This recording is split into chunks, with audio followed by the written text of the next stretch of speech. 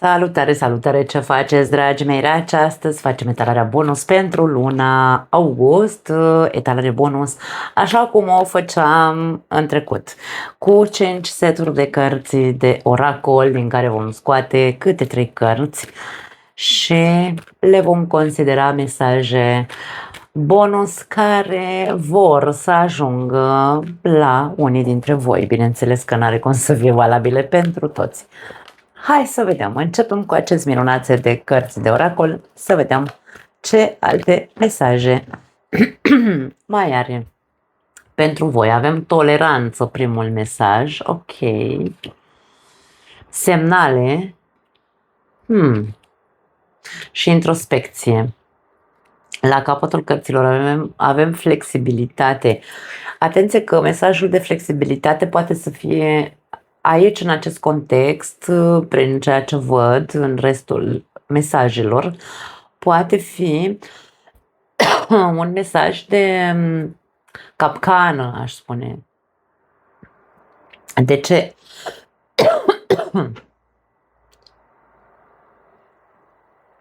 Nu mai am nici apă, am uitat să-mi pun apă în cană. În fine.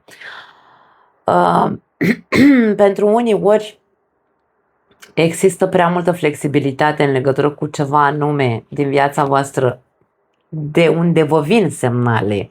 Ca și cum în viața ta apar semnale care spun ești prea flexibil cu acest aspect, sau vin mesaje care vin să spună că ai nevoie să te flexibilizezi, readaptezi la o situație anume.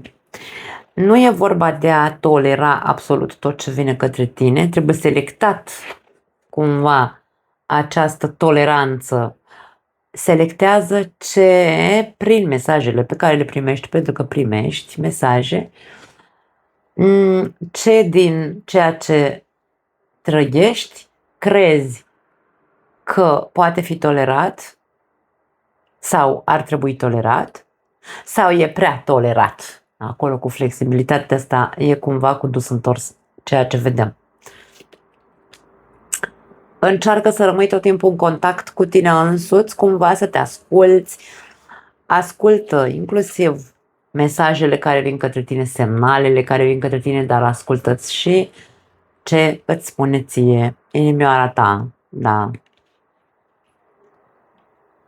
Foarte interesant. Hai să vedem mai departe ce mesaje putem să mai găsim.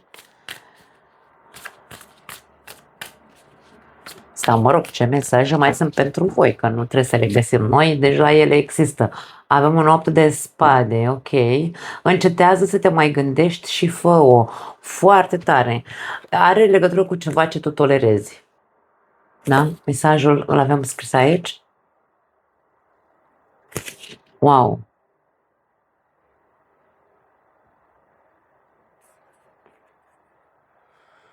Ce tolerezi sau ce nu tolerezi și tu nu faci decât să te gândești, o fi bine, nu o fi bine. O fi bine să tolerezi sau o fi bine să nu tolerezi?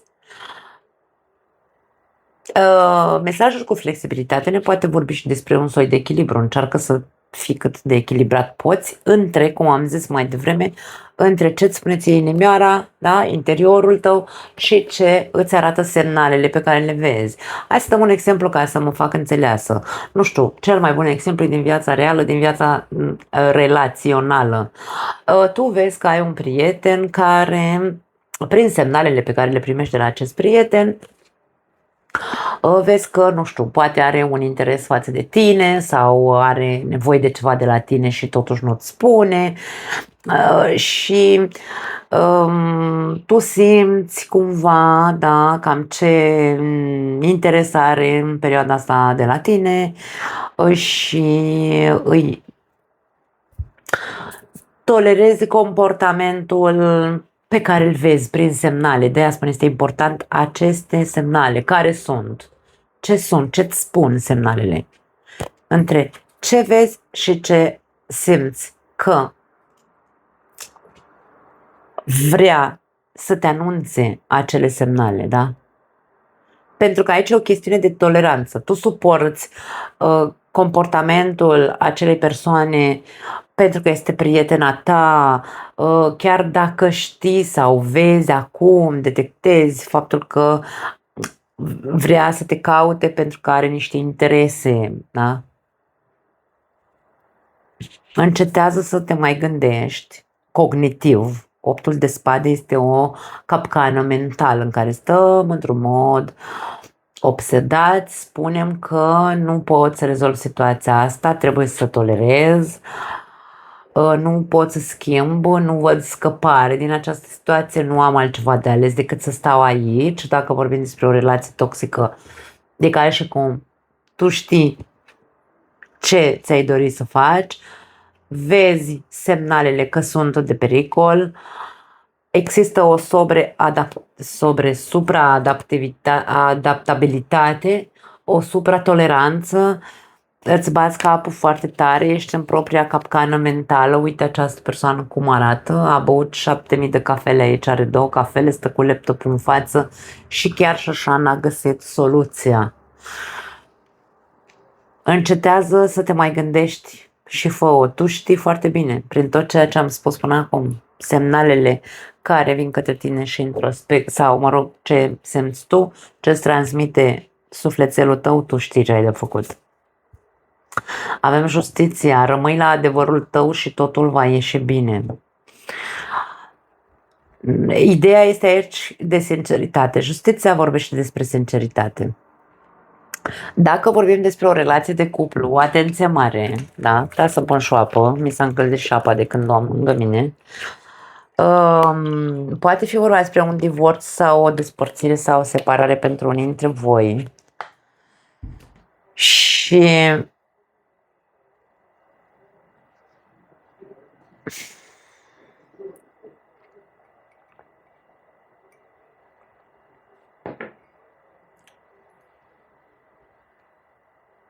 poate unii dintre voi vă bateți capul ca și cum eu nu văd să am câștig de cauză în situația asta, nu văd, nu știu, va trebui să tac și să înghit pentru că nu prea am unde să mă duc dacă divorțez, nu știu, pot fi foarte multe chestii de genul ăsta. Nu știu ce să zic, dragii mei, rămâi la adevărul tău, vrea să spună fii sincer cu tine, probabil deocamdată în acest caz. Justiția când apare poate să vorbească, dacă vorbim despre un divorț, poate să vorbească despre probe, dovezi, da, nu poți să te duci să divorțezi, nu știu, în niște condiții sănătoase pentru tine, adică să ai câștig de cauză, dacă nu ai dovezi că te-a înșelat, că, nu știu, ce ți-a făcut aici, vorba despre asta, dar este vorba despre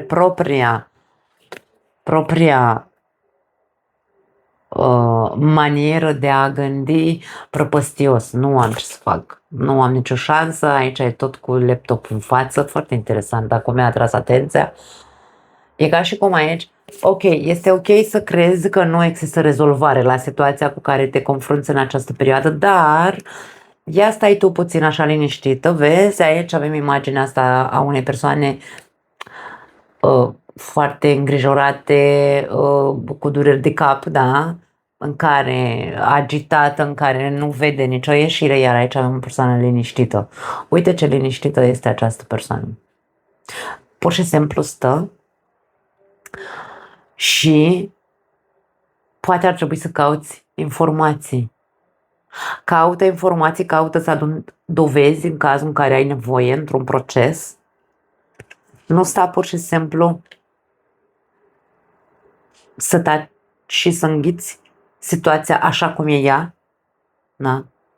Și a treia carte era Asul de monede, care spune există o oportunitate de câștig aici. Poate condiția este asta, să găsești dovezi și poate, de ce nu, aici, cum avem o mână care îți oferă această monedă, poate fi vorba despre o oportunitate din partea altei persoane care să te ajute. Încearcă să fii foarte atent la semnale. Poate există persoane care, am văzut și aici mâna, da? Avem acest simbol al mâinii, poate vorbim despre ajutorul din partea cuiva și dacă nu accepti ajutorul, aici ai o problemă, încearcă să devii mai flexibil.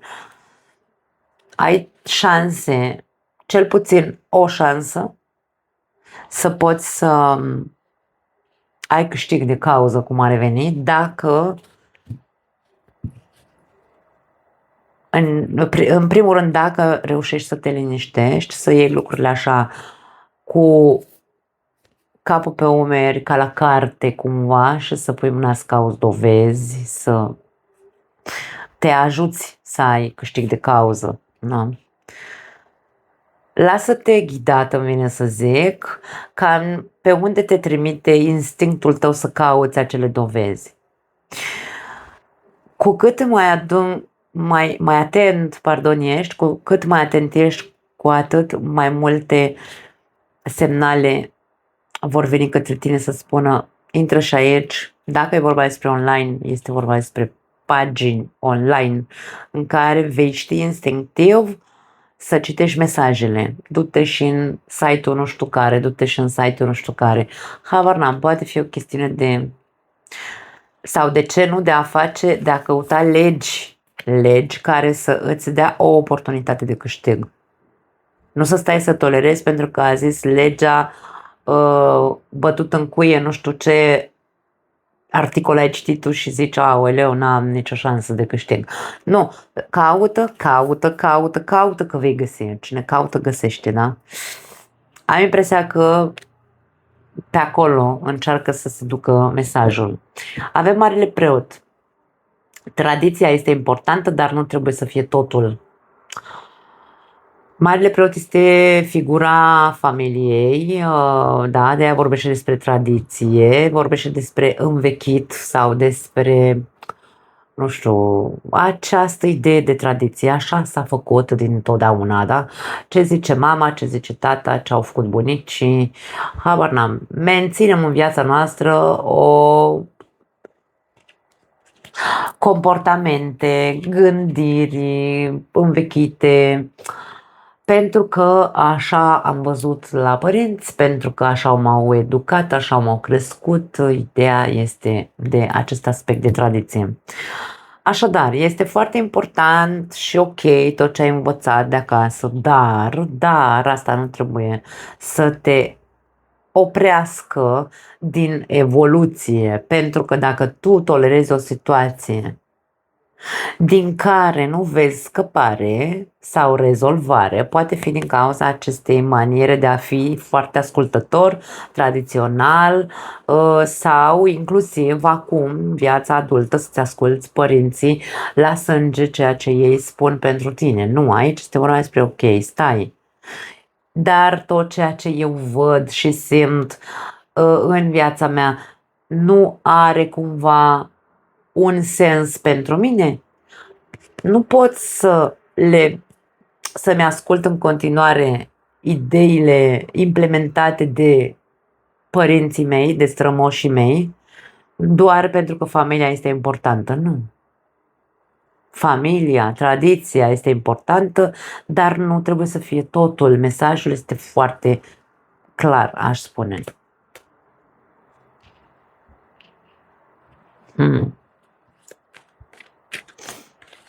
Bun, a sărit o carte din Îngerii Iubirii care spune: poți iubi fără frică. Ok.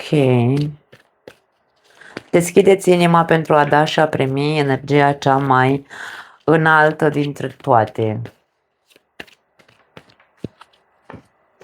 Da, ok, hai să vedem mai departe. Conversație cu inima deschisă, următorul mesaj, și avem o nouă iubire. Ok. La capătul cărților, las-o așa. Îmi place la nebunie mesajul ăsta. Las-o așa, domne. Nu îți mai bate capul. Lasă ca această situație să ajungă până la final. Poate este unul dintre altele mesaje gen semnale care vin către tine și spun: lasă situația așa cum este. Nu trebuie să o tolerezi sau să-ți convină sau să nu-ți convină. Pur și simplu, lasă așa să ajungă până la capăt. Justiția își va spune cuvântul, probabil, asta vrea să ne spună și ca și cum vei avea câștig de cauză, dar poate că avem nevoie aici de implicare sau, pardon, aveți nevoie să vă implicați într-un fel sau altul, să nu vă mai lăsați pur și simplu conduși doar de această imagine a tradiției, da? Aș spune că pentru cei care aveți o relație, este vorba despre, nu știu dacă e vorba despre faptul că ori sunteți într-o relație nouă, doar ce ați intrat într-o relație, pentru că avem mesajul de o nouă iubire. Da. În care ți se spune că poți să iubești această persoană fără frică, nu îți mai bate capul, nu te mai îngrijora, da, într-atât încât să zici văleleu dacă nu o să fie bine.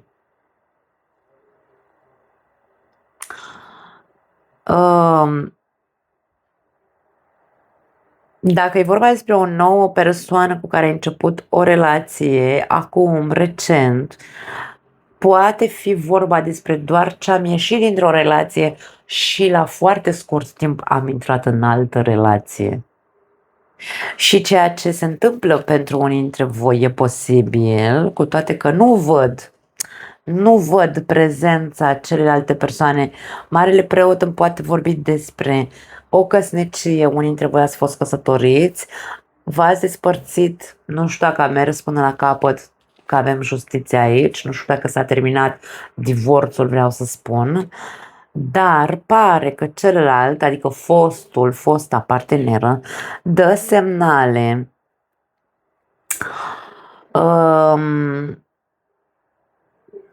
având imaginea tradițională a familiei cu Marele Preot, poate dă semnale să încerce să se întoarcă înapoi acasă și tu deja să fii într-o altă relație și aici va trebui să ieși din această buclă 8 de spade în care se zice, aoleu, și eu cum rezolv situația asta. E una dintre variantele pe care, nu știu, simt că această combinație de cărți încearcă să o pună în cuvinte. Încearcă să te asculți și să urmărești aceste semnale despre care vorbeam în legătură cu, aș spune, ambii parteneri, dacă este vorba despre un fost partener și un prezent partener în viața ta. Încearcă să fii foarte, îmi vine să spun corect, justiția ne vorbește mereu despre adevăr și corectitudine. Care este adevărul tău? Tu știi ce simți, conversații cu sufletul deschis în primul rând cu tine. Tu știi ce simți, ce-ți dorești, vrei ca cealaltă persoană să rămâi cu fosta parteneră sau cu fostul partener sau să rămâi cu actualul. Aici este vorba despre, nu e vorba despre o alegere. Nu am energie de alegere, am energie de adaptabilitate, flexibilitate, de semnale care vin către tine, de bătut capul că nu știi ce să faci. Justiția poate fi o cântăreală, avem balanța aici unde este, că văzusem pe laptopul acestei persoane, avem simbolul balanței.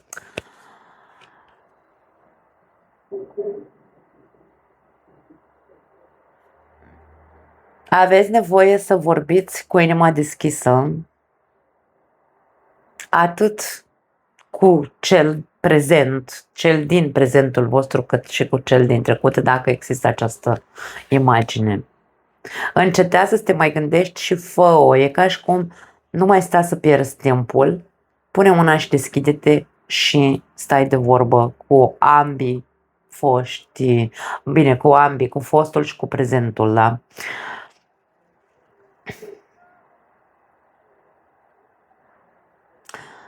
Vorbește sincer despre ceea ce simți cu partenerul tău de viață. Spune adevărul, rămâi la adevărul tău și totul va ieși bine. Tu știi ce simți, de-aia se cere să te asculți. Nu știu ce să zic, mai mult de atât, dragii mei, nu pot să zic. Dacă nu există un fost partener și aici vorbim doar despre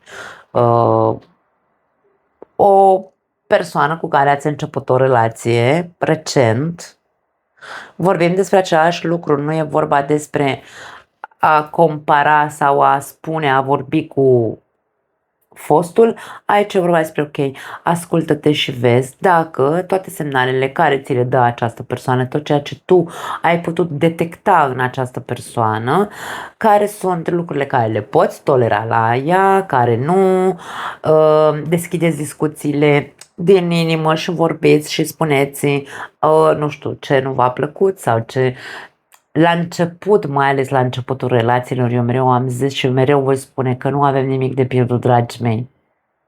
Vom avea de pierdut după ce va trece un an, 2, 5, când vom construi lângă acea persoană ceva, da? Avem as de monede, atunci va fi mult mai complicat și de-aia rămânem în relații în care nu suntem ok, dar rămânem doar pentru că am apucat să construim ceva. La început este totul extrem de simplu.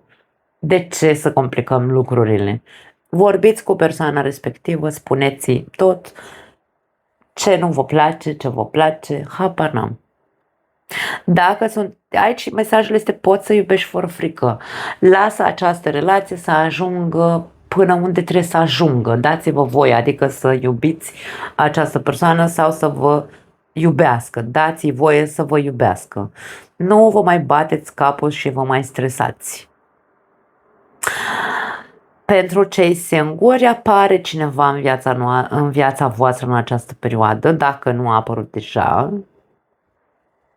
Încercați să vă rezolvați fricile cu deschiderea emoțională, pentru că aici avem acest mesaj lângă optul de spade și lângă toleranță. Aici trebuie să existe acea flexibilitate despre care am vorbit la începutul detalului, în care, băi, nici nu pot să stau să înghit, să tac să înghit până când o să fie în detrimentul meu, să-mi bat eu capul, să-mi bat doar eu capul cu problemele, posibilele probleme în relație, da? Dar nici nu pot să-mi interzic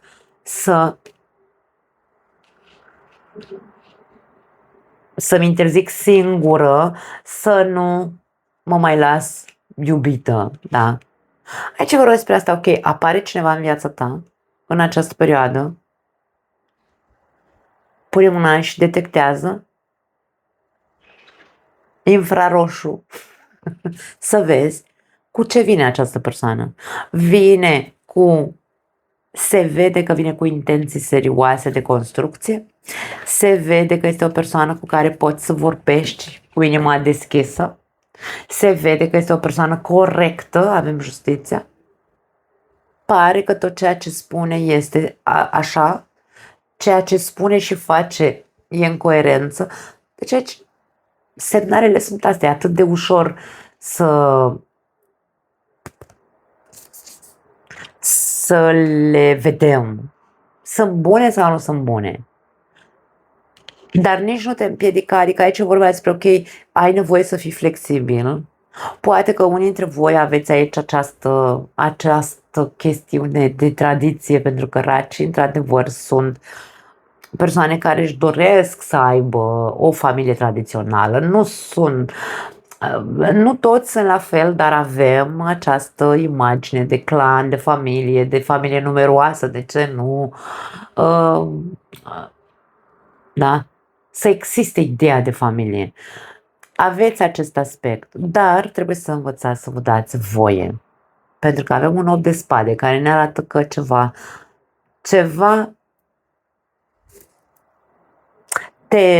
nu neapărat că te îngrijorează, dar te sperie. De-aia spun, ceva te sperie.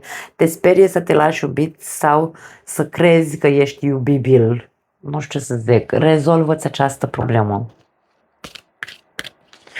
Dă-i voie acestei persoane să te iubească, dar tu stai în continuare atent, nu în gardă, nu obsedat, da, nu obsedat de semnale, vai să văd orice, nu. Încearcă să fii relaxat și să te lași iubit, nu știu ce să zic. Pentru că aici avem un as de monede, asul de monede ne arată stabilitate, siguranță, construcție. Este o oportunitate pentru unii dintre voi să construiți o relație frumoasă. Avem bătrână aici, tristețe, o femeie tristă. Nu știu ce treabă are. Avem iubitul sau logodnicul, mai bine zis. E ca și cum a apărut imaginea unei femei și a unui bărbat, dar femeia este cea bătrânicioasă, nu aș spune neapărat că are o vârstă foarte înaintată, dar este o persoană tristă din punct de vedere emoțional sau a avut trăiri urâte, pentru că aici avem mesajul de tristețe, da? A avut trăiri, experiențe urâte în dragoste și avem imaginea acestui logodnic care spune că poate fi vorba despre o căsnicie. Este persoana cu care tu să te căsătorești. Soț și căsnicie pune aici. Așadar, da.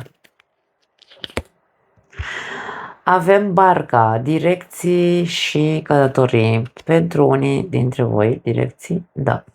Pentru unii dintre voi e posibil să... E posibil ca această persoană să nu fie de aceeași naționalitate cu voi și poate de aia aveți atât de multe frici. Diferențele între voi sunt foarte mari, nu se pupă. Nu se pupă cu tradiția, familia tradițională pe care o aveți voi întipărită în cap.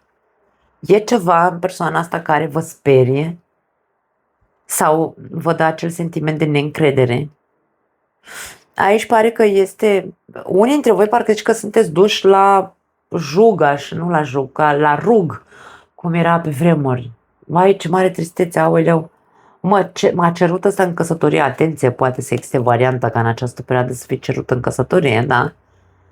Și inclusiv să ai o surpriză în care să te ducă cu barca, să te plimbe, sau să, nu știu, să fi luat bilete pe croazieră, nu știu, zic și eu, o tâmpenie, poate exista varianta asta, și tu aici te duci ca la jug, așa, ca la moarte. De ce ți-e frică să iubești persoana asta? De ce ți-e frică de ideea căsătoriei cu persoana asta? De ce aveți fricile astea? Dacă sunteți cei care aveți o relație, da, pentru cei care aveți o relație, voi ca femei, sau nu știu, se poate schimba, dragii mei, că nu are legătură energia, dacă e despre femei sau bărbați, este o energie pur și simplu, o energie de tristețe. Dacă vă simțiți triști în legătură cu partenerul de viață, dacă vă simțiți teamă că nu puteți fi iubibil sau că nu puteți să vă mai deschideți sau să vă rezolvați problemele dintre voi, nu vă rămâne altceva decât să vă deschideți din punct de vedere emoțional față de această persoană, să vorbiți cu ea. Este ca și cum, ok, măi oameni buni, sunteți soț și soție, ce faceți? Sau sunteți parteneri de cine știe câți ani. Ce faceți? De ce să nu stați de vorbă? De ce unul să fie trist, negru, cumva așa, dezamăgit și celălalt să fie ca o floare? Unde e echilibrul ăla? Că am tot zis aici că poate să ne vorbească această flexibilitate și despre un cert echilibru. Unde este echilibru? Poate că n-ar strica, pentru unii dintre voi n-ar strica să vă distanțați, îmi vine să zic, nu știu, o perioadă, să vă clarificați voi. Da? Dar nu să vă clarificați ce să faceți cu relația voastră, că până la urmă fiecare dintre noi știm, instinctiv știm ce avem de făcut. Că nu o facem, asta este altceva, poate fi implicată tradiția și alte chestii. Dar instinctiv știm ce e bine pentru noi și ce nu e bine pentru noi în relația noastră, da? Poate că n-ar strica unii dintre voi să vă luați această distanță de celălalt, doar mai ales cei care sunteți triști și vă simțiți singuri în relație, ca să vă clarificați voi pe voi. Aveți nevoie să faceți o introspecție, să vă întrebați, băi, mai vreau sau nu această relație? Îmi place în continuare să simt tristețea asta sau îmi doresc să mai simt tristețea asta și el să fie așa ca o floare și eu să fiu plânsă toată ziua, plâng toată ziua, sunt singură toată ziua, da? Ia-te, du-te undeva să stai câteva zile, du-te chiar la părinți, de ce nu? Dacă e ok familia, tu te stai acolo și încearcă să te clarifici. La capătul cărților avem Dintele, care vorbește despre control și schimbare. În primul și în primul rând aș spune că acest mesaj vrea să ne spună că nu putem să controlăm absolut tot în viața noastră. Trebuie să învățăm să renunțăm la control în momentul în care e nevoie să facem anumite schimbări. E clar că viața este în continuă schimbare, noi trebuie să facem anumite schimbări.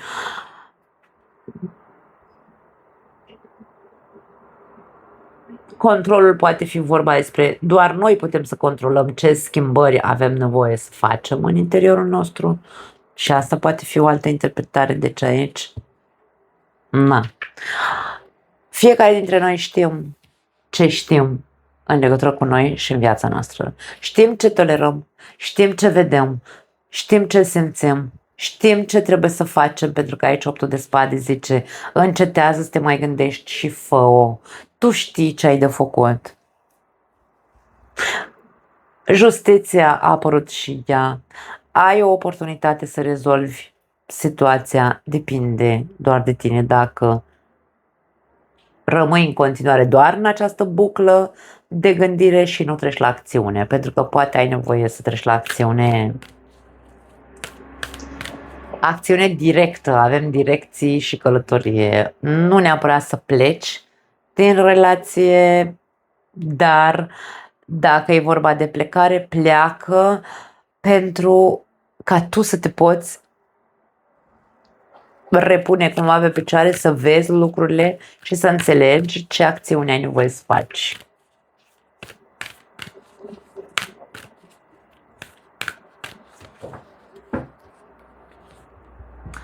Avem tronul, potențialul tău este infinit, deci aici tu,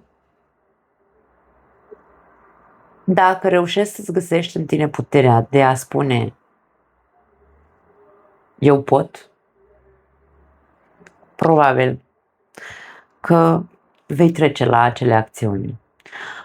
Wow, avem finalurile sunt inevitabile. Aici e vorba despre ceva trebuia să se termine în viața ta, ori se termină relația, pentru că aici cu justiția am zis poate fi vorba despre asta. Dar există o altă oportunitate pentru unii dintre voi și dacă divorțați există o altă variantă pe care o aveți. Deci aici nu e despre te-a lăsat partenerul sau tu ai ieșit din relație și vezi, Doamne, nu ai altă variantă. Ba da, aici există o altă variantă pentru unii dintre voi. Există o nouă iubire, există un as de monede care ne confirmă acest aspect. Finalurile sunt inevitabile. Na, ceva se termină, trebuie să accepti că se termină ceva sau că s-a terminat ceva sau că trebuie să închidem un ciclu și asta poate fi o altă interpretare. Niciodată nu ai avut nevoie de aripi ca să zbori. Ca și cum nu te-a ținut nimeni legat, ai știut dintotdeauna că doar de tine ține să faci anumite acțiuni. Și la capătul cărților avem poți să-ți manifesti toate dorințele. Dragii mei, nu știu să zic, interesantă, dar un pic la sfârșitul etalării s-a dus către partea asta de relații pentru cei care se vor despărți de un partener, dar există un alt partener în plus. Na, îmi pare rău că nu.